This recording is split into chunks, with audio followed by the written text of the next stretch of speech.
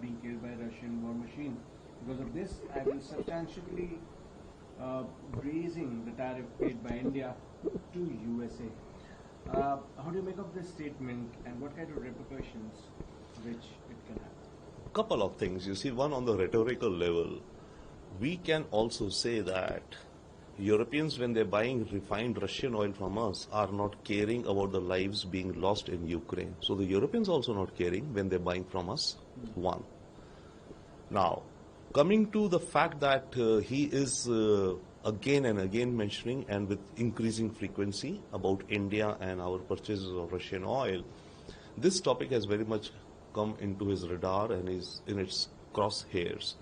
So, it is highly possible that Trump could go ahead with the sanctions on India, whatever number he may pull out.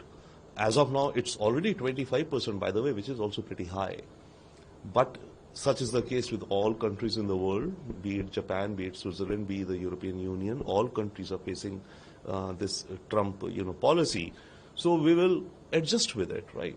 But the point is that if for buying Russian oil, the United States enhances the tariffs, it can be anything. Trump can say 25%, 50%, or there is a bill in the Senate with bipartisan 86 senators support, which is talking about $100 billion, 100% tariff on India or China.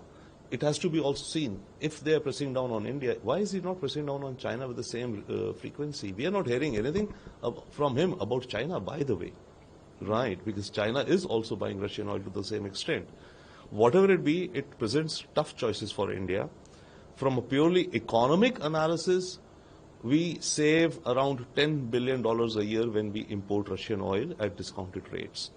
Again, from a purely economic basis, if 25% tariffs are imposed upon us, India stands to lose exports to the tune of anywhere between $20 to $30 billion. So that's the economic analysis, which way to go. However, what Trump is making it complicated for himself and for India is the aspect of geopolitics.